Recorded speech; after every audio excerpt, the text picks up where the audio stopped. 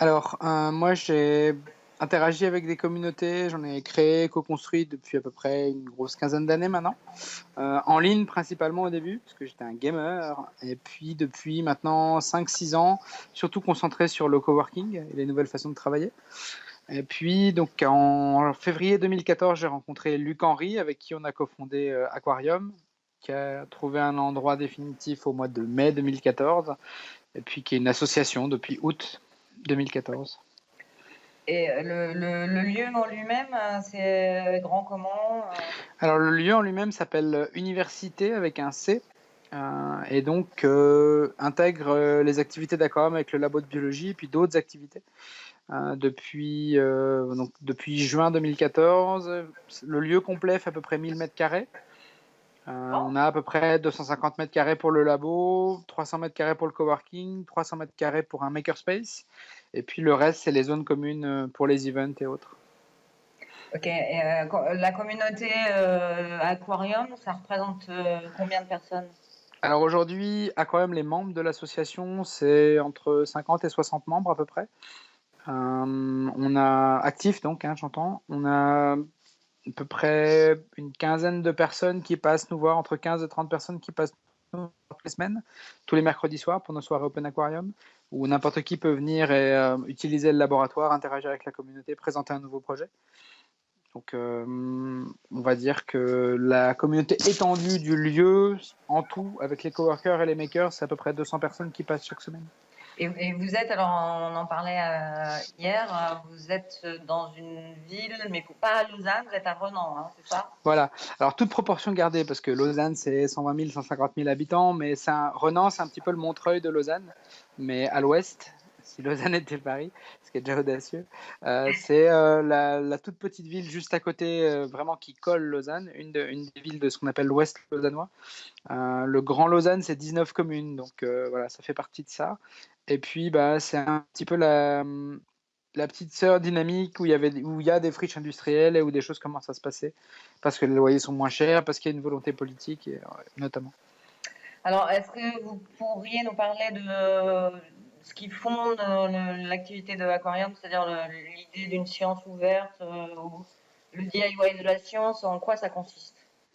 Bah, on a la chance d'être dans une région où il y a beaucoup de scientifiques et de manière générale de gens qui sortent de l'université, des écoles qui sont très bien formés, mais qui trouvent un petit peu les limites du système académique tel qu'il existe aujourd'hui, bah, notamment à deux niveaux. Au niveau de l'ouverture des données et des publications. Donc, typiquement, c'est les carrières académiques aujourd'hui, c'est le cas en France aussi, c'est le cas partout dans le monde, je pense, en ce moment. C'est un petit peu difficile entre 30 et 40 ans, on va dire, puisque bah, le jugement est fait sur le nombre de publications dans les revues qui ont le plus haut facteur d'impact, ce qui empêche certains projets de voir le jour, et puis ce qui pousse à une uniformisation aussi de la façon de faire de la science. Donc, on a des gens qui ont accès aux meilleurs labos en immunologie ou en biologie de synthèse ici, qui viennent faire de la science avec nous le soir ou le week-end dans un cadre un peu différent parce qu'ils en ont marre de pas avoir de liberté sur leur sujet de recherche ou parce que ben, les 15 personnes qui fréquentent tous les jours ont exactement la même formation et travaillent sur exactement le même sujet, quoi. Donc Donc ça, c'est un... c'est une façon d'émuler le travail scientifique. Est-ce que c'est aussi une façon de partager? Enfin, Bien euh, sûr, ce genre de lieu, mais ça c'est au cœur de l'éthique hacker dès le départ, c'est un lieu pour enseigner et apprendre différemment, ça c'est évident. Euh, Au départ, donc Luc, lui, est biochimiste de formation. À l'époque, il était postdoc à l'EPFL, donc l'École polytechnique fédérale de Lausanne, une des deux écoles polytechniques fédérales en Suisse, dans le labo de protéines justement. Et puis il a fait son doctorat à Oxford, donc on va dire que la science classique, il maîtrise assez bien le truc. Et puis bah, l'enjeu, c'est ça. Pour lui, c'est partager et apprendre des nouvelles choses différemment avec d'autres profils. Et puis bah, l'enjeu pour quelqu'un comme moi, c'est aider à construire la communauté et à apprendre la biologie comme j'ai appris en fréquentant des gens qui faisaient de l'informatique et du code, à quel point c'était central dans nos sociétés aujourd'hui. Je pense que la même chose est exactement en train de se passer avec la biologie, peut-être même avec un impact encore plus fort. Un des enjeux principaux, c'est en tant que citoyen, quand on vous demande de prendre position sur les OGM, sur l'ADN, sur ce genre de choses, il y a une petite hypocrisie dans le débat politique, c'est que très souvent les politiciens eux-mêmes ne comprennent pas la première idée de la notion dont il parle, et les enjeux derrière, ça c'est une première chose. Il y a un très fort lobbyisme qui est fait, mais ça j'ai envie de dire c'est les règles du jeu. À la limite, le système fonctionne comme ça. Et derrière, on demande à un citoyen qui lui non plus n'a pas forcément une très grande idée de ce dont on est en train de parler, de voter sur ça. Donc un des enjeux au niveau sciences citoyennes, c'est celui-là, c'est que les citoyens se réapproprient les sujets scientifiques dont on est en train de parler. C'est un souci pour certains scientifiques qui considèrent qu'on dévalorise la science en la mettant au niveau de la plèbe, mais bon, en ce qui me concerne, je trouve que c'est une belle mission. Est-ce qu'on pourrait parler de quelques projets emblématiques pour que ça soit un peu plus concret? Parce que c'est vrai que Bien sûr, là, on est dans bien sûr. les grands principes, c'est super, mais concrètement, dans le labo, il y a des éprouvettes, on fait quoi? Alors, c'est un labo de biologie, hein, rien de bien exceptionnel là-dessus. Donc, on a équipé complètement avec du matériel de récupération dans les laboratoires classiques de la région. Je ne sais pas si on n'est pas en train de se perdre. Je vous vois friser. Ah, non, moi, on vous entend bien. Alors, c'est tout bon. Ça a frisé un instant. Donc, c'est un laboratoire de biologie, tout ce qu'il y a de plus classique au niveau équipement, qu'on a récupéré dans d'autres labos de biologie, qu'on a mis en forme. Au niveau des gens qui le fréquentent et des projets eux-mêmes, c'est là où la différence est un peu là. On a à peu près 30 à 40% de nos membres qui sont des biologistes, des biochimistes de formation. Puis, tous les autres membres sont autre chose ou viennent d'autres horizons. Des gens comme Vanessa, que vous avez croisé hier, du coup, qui sont designers de formation et de pratique, et qui ont voulu s'intéresser au vivant pour l'intégrer dans leur projet. Des artistes, des architectes, des simples citoyens, des retraités qui étaient chercheurs avant et qui veulent continuer à échanger sur ce sujet. Ce genre de profil-là. Donc il n'y a vraiment pas de limite à ce niveau-là sur le genre de gens qui viennent jouer dans ce laboratoire ou expérimenter, créer même des entreprises pour certains. Au niveau des projets eux-mêmes, c'est assez large. Un des projets du début de l'association qui nous a beaucoup servi parce que c'était très visuel, c'était un projet lié aux biomatériaux. Donc, on avait des abat-jours en mycélium faits à base de paille et de champignons. Donc. Ce projet-là maintenant est en sommeil. Dans les projets actifs aujourd'hui, Ouais, ils ont pourri. Pardon? Ils ont pourri les champignons? Non, ça pourrit pas parce qu'en fait, on les laisse pousser jusqu'à ce qu'ils aient mangé toute la paille dans des moules. Donc, on les forme en fait. Et puis après, il suffit juste de les passer au four. Ça tue le champignon, puis ça stabilise la structure en fait. Ah ouais. Vous n'avez pas une petite photo à nous montrer? Là, sur moi, non. Mais il y a des choses qui sont il y en a sur le site parce qu'on peut peut-être nous. Ouais, sur le site, j'en ai. Ouais, il y en a quelques-unes qui traînent sur le site, sur les réseaux sociaux, ça se retrouve ça. Si jamais vous trouvez pas, vous me le dites, puis je vous enverrai. Et le projet, il s'appelait? C'était le projet Mycélium, tout simplement. C'était les biomatériaux. Donc ça, c'est un des premiers projets qu'on a fait au départ. Aujourd'hui, les projets actifs, on va dire 3 projets vraiment emblématiques de ce qu'on peut faire dans ce genre d'endroit avec ce genre de communauté. 4, allez, on va dire. Le projet qui était le plus sympathique cette dernière année, c'est Octanis. Donc, c'est des jeunes étudiants de l'EPFL, justement, plutôt ingénieurs, micro-mécaniciens, qui voulaient faire autre chose que des bêtes exercices pour apprendre à faire des choses. Donc, ils se sont mis à imprimer et à designer leur propre rover, imprimé en 3D, qu'ils vont envoyer en Antarctique, là, au mois de janvier. Ils ont un accord avec la base équatorienne en Antarctique. Et donc, il sera autonome le temps que ces batteries à base d'énergie solaire dureront. Et puis, l'idée, c'est de voir qu'est-ce qu'on peut récolter comme données biologiques là-bas avec ce genre de rover. Un troisième projet, ce serait bien. Ouais, un troisième qui a beaucoup mobilisé aussi chez nous ces dernières semaines et mois, c'est le projet Beer Decoded. Donc c'est un projet en fait qui s'intéresse à l'ADN de la bière, comment le séquencer et puis comment l'analyser. C'est une part d'un projet plus large chez nous qui s'appelle le projet Open Food DNA, où l'idée c'est de sensibiliser justement le grand public à l'ADN avec un thème moins clivant ou problématique que l'ADN humain, mais simplement pour maîtriser un peu de quoi on parle quand on parle d'ADN. Donc la nourriture et puis en particulier la bière, ça fonctionne mieux, on va dire, c'est plus simple de comprendre certaines choses. Ouais. Et sur ce genre de projet, les équipes s'agrègent de façon, enfin, en fonction de qui est là et qui s'intéresse?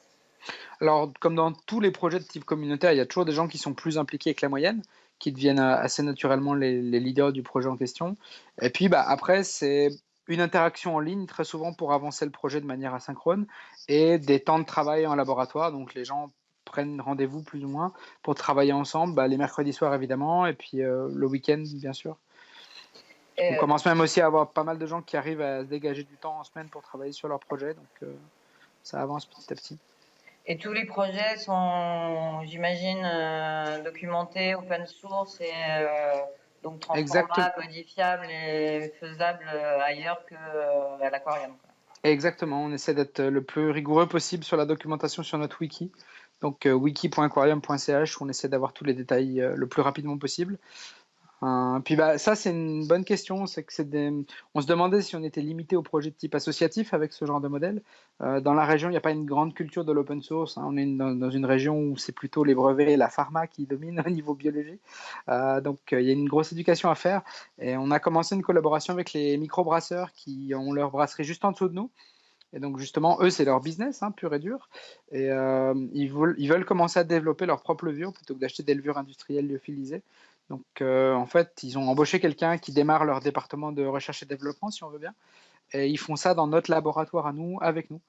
Donc, il y a une interaction qui se fait à ce niveau-là et qui montre que le fait de publier, d'être dans la culture de l'ouverture n'empêche pas de travailler et de faire du business par-dessus. Ouais, ça c'est quand même assez nouveau. Ouais, c'est nouveau, puis c'est super important pour nous parce que la question, c'est celle de l'impact sur la société. Les projets associatifs, c'est génial. Produire de la connaissance, c'est génial. Le produire autrement que l'académie, c'est très bien aussi. Si on peut avoir un impact qui permet de créer des emplois ou de faire autrement, c'est pas mal aussi. Ouais, ouais, clairement.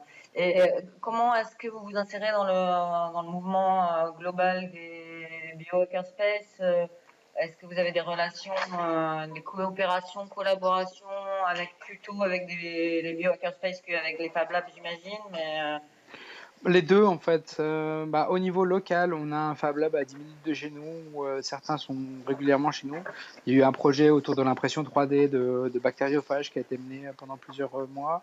est-ce que vous pouvez le redire parce qu'on a eu un Oui, petit bruit derrière qui fait que pas de ça va pas souci. passer à l'enregistrement, je pense. Pas de souci. Donc au niveau Fab Lab, on a quand même des collaborations, hein, c'est pas sectaire à ce niveau-là. Il y a un Fab Lab à 10 minutes de chez nous où certains membres ont contribué, même été des moteurs dans un projet d'impression 3D de modèles de bactériophages. Donc ça se fait. On a des relations avec le Fab Lab de Neuchâtel, qui est dans une ville à 1 heure de train à peu près, qui est en train d'essayer de fédérer tous les Fab Labs de Suisse et de Suisse romande. Donc on discute pas mal avec eux. Au niveau plus large, au niveau européen, avec Luc, on s'est rendu encore en octobre de l'année dernière à Vienne, où une vingtaine à peu près d'espaces de type biohackerspace étaient représentés. Aquarium lui-même, au départ, c'est une inspiration de La Paillasse à Paris, que vous connaissez, je pense. Donc, on discute assez régulièrement avec Thomas, puis avec certains membres de La Paillasse. On a une collaboration plus proche et plus concrète avec les gens de La Paillasse Saône, qui sont à Lyon, où on a une interaction régulière. Ils sont déjà venus nous voir 2 fois, on a déjà été les voir une fois ou deux. On a des projets notamment d'aquaponie qui sont en cours en parallèle ensemble. Donc ça avance gentiment. Ce qui devient intéressant, c'est qu'il n'y a pas que les gens qui s'intéressent au biohacking avec qui on commence à collaborer. Il y a les gens qui s'intéressent à l'agriculture urbaine, à l'économie circulaire on parlait de nos voisins brasseurs, l'économie circulaire des brasseries urbaines. On vient de commencer une collaboration avec l'association Zona à Paris et Bruno Vitas. Ça fait partie du collectif Babylone. C'est les gens qui ont le toit végétalisé avec plein de trucs en ce moment sur la cité de la mode et du design à Paris. Donc voilà, il y a plein de choses qui sont en route et qui devraient voir le jour, notamment en janvier. Et ça, concrètement, ça veut dire quoi une collaboration avec eux? Ah, C'est vous leur concrètement, apportez une typiquement, expertise scientifique, justement? c'est même plus large que ça. En fait, ils n'ont pas eu besoin de nous pour l'expertise scientifique. Ça fait une grosse année qu'ils bossent sur le projet, avec plein de choses qui ont donné lieu à des publications ou à des méthodes qui fonctionnent déjà. Donc eux, toute la recherche, elle est déjà faite. Le prototypage est déjà fait. Ils attendent un peu de financement pour le lancer à l'échelle de Paris entier. Nous, on aimerait bien, comme on dit, fork le projet, donc le, le copier puis l'améliorer aussi, contribuer aussi au projet en Suisse avec la spécificité suisse. On a pas mal de microbrasseries qui se lancent dans la région. Donc à Paris, en ce moment, il y a un point très précis, c'est que légalement, les brasseurs urbains n'auront plus le droit de jeter leur drèche donc ce qui reste à la fin, au fond des cuves, l'espèce de mou de céréales. Ils n'auront plus le droit de jeter ça dans le circuit de déchets particulier à partir du 1er janvier, je pense. En Suisse, on n'en est pas encore là, mais on aimerait bien prendre les devants avant que ce soit le cas. C'est quelque chose qu'on peut tout à fait valoriser avec plein de méthodes biologiques et autres. Donc, il y a cette partie, la valorisation des déchets, et puis il y a la partie sourcing local. On a encore pas mal de travail ici pour tout ce qui est malterie locale, houblon local, etc. Donc, et puis bon, les levures dont on parlait tout à l'heure. Donc, c'est un sujet qui nous intéresse beaucoup aussi. Ok, c'est super. Tu as une petite question, Quentin? Est-ce que j'ai une question supplémentaire? Sur la façon, peut-être sur le financement, parce que c'est tout ça, évidemment, c'est beaucoup de bénévolat, mais quand même. 1000 mètres carrés, ouais. 1000 mètres carrés, c'est pas gratuit, quoi. Excellente question. Alors, on a bénéficié d'un soutien qui a donné lieu à une contribution de notre part aussi à l'écosystème, mais on a un deal avec le propriétaire du bâtiment où on se trouve, qui était donc une ancienne imprimerie sur, je crois, 8000 mètres carrés en tout. Et puis, quand nous on est arrivé, notre étage complet était vide. Donc, certains cofondateurs du projet ont réussi à sécuriser 1000 mètres carrés en disant que pendant 18 mois, on ne payait pas de loyer. Donc, ces 18 mois-là s'achèvent au 31 décembre. Puis en contribution, on a été un petit peu un produit d'appel, on va dire, dans le bâtiment et dans la région, montrant que des activités innovantes s'installaient. Puis ça a contribué à attirer des acteurs qui aimaient cette attitude-là. Donc le propriétaire, je pense, on a tiré pleinement les fruits à ce niveau-là. Maintenant, le bâtiment est quasiment complet, donc voilà, à ce niveau-là, ça a fonctionné. Et puis pour l'année prochaine, on a un modèle pour l'instant qui est lié au mécénat privé. Donc on a déjà une première collaboration, un premier soutien financier qui va nous permettre de faire face aux plus urgents. Et normalement, on est bien pérenne encore pour toute l'année prochaine. Donc l'idée, c'est de faire encore plus de choses avec encore plus de monde pour aller vers l'indépendance financière. Donc tu veux dire que là, pour l'instant, en gros, tu as un financement sécurisé d'une fondation, en gros, qui... Le premier financement qu'on a décroché, c'est un acteur qui s'appelle la Loterie Romande, en fait, qui finance des projets culturels, des projets éducatifs et plein d'autres types de projets d'ailleurs. Okay. Je les avais déjà croisés dans le cadre de Wikimedia Suisse, où ils avaient financé une partie de la numérisation d'un herbier. Puis bon, là, ils ont décidé de soutenir le projet parce que ce qu'on fait dans la région est quand même assez neuf. Il n'y avait pas encore d'endroit. Il y a 2 ans, il y avait un espace et demi de coworking à Lausanne. Donc là, maintenant, il y en a une dizaine, très différents. Il n'y avait pas encore de vrais gros makerspace complètement équipés. Donc ça les intéresse.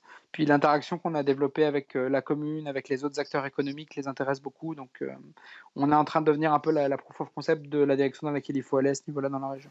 Ouais, et le bâtiment, au 1er janvier, vous restez dans le bâtiment ou Ouais, on reste dans le bâtiment. On est sur la bonne direction pour avoir la trésorerie pour payer notre loyer jusqu'à la fin de l'année prochaine. Donc, ok. On cherche encore des soutiens et des partenaires, mais ça va dans la bonne direction. D'accord. Et du coup, peut-être une dernière question, tu parlais de gens qui créent des entreprises en sortant d'aquarium, enfin, chez Aquarium en tout cas. Est-ce que, je sais pas, tu as quelques exemples de projets entrepreneuriaux Pour l'instant, c'est une volonté. On sait que c'est possible. De manière concrète, il y a 2 choses, on va dire. Comme je disais, il y a la collaboration avec cette brasserie, où eux ont embauché quelqu'un qui travaille directement chez nous. On a un projet qui s'appelle Vertical Farms, a priori, qui va s'installer chez nous. Donc, c'est des start-upers qui veulent uniquement adapter à un modèle qui existe déjà, mais faire leur prototype chez nous. Puisqu'il y a ce sujet de murs végétalisés, d'aquaponie, etc. C'est un sujet qui intéresse notre communauté, puis on fait des choses là-dedans, donc ils veulent être à l'interface avec nous à ce niveau-là. Donc on a une zone de l'espace qu'on va réserver, on va dire, aux entrepreneurs, aux start-upers qui veulent s'installer à côté de nous. Et puis, une chose qui arrive, c'est ce que je disais, c'est cette collaboration avec Zébu et puis l'association Zona pardon, à Paris. Moi, normalement, on est en route là pour monter une structure à ce niveau-là et essayer d'embaucher l'année prochaine. Donc, Et dans l'espace de coworking, les gens qui viennent sont tous avec un profil scientifique, enfin biologie. Alors, c'est une très bonne question. Pour l'instant, non. Et ça, c'est assez marrant. Et c'est là où c'est intéressant, c'est que pour l'instant, on a des freelances, on a des designers, on a des développeurs web, des consultants en communication, des start-upers qui ont un service. On a notamment des gens qui font du crowdfunding by equity, par exemple. Quelqu'un qui monte un service web grand public. Il y a une personne pour l'instant qui fait de la biologie et qui est en train de vendre son business de plantes, de boissons à base de plantes, mais ça s'arrête là pour l'instant. Les interactions avec les gens qui s'occupent de la promotion économique, de faire savoir aux différents entrepreneurs qu'est-ce qui existe dans la région, ces interactions-là sont toutes fraîches. Un projet qui a un an en Suisse, c'est vraiment très peu, donc il faut un peu plus de temps pour construire de la confiance, mais on commence à voir des gens qui viennent s'installer avec nous ou qui veulent lancer des projets liés à la biologie parce que c'est nous. Donc on verra ce que ça donnera sur le long terme, mais en tout cas c'est prometteur pour l'instant. Ok, ça a l'air en tout cas. Bon, bah, la prochaine fois, on vient vous voir en vrai, quoi. À fond, il faut venir, ouais. Et merci beaucoup pour avoir participé à notre marathon de l'Info des Labs. Et, je crois bien que c'est vous qui le clôturez. Donc, magnifique. Voilà. Merci beaucoup pour l'invitation et puis l'initiative et pour votre intérêt pour ce qu'on fait. Quand Vanessa m'a dit qu'elle allait à Ars Electronica, j'étais très jaloux. Mais du coup, c'est un chouette projet parce que ça m'a fait découvrir aussi des labos que je ne connaissais pas encore. Donc, c'est chouette.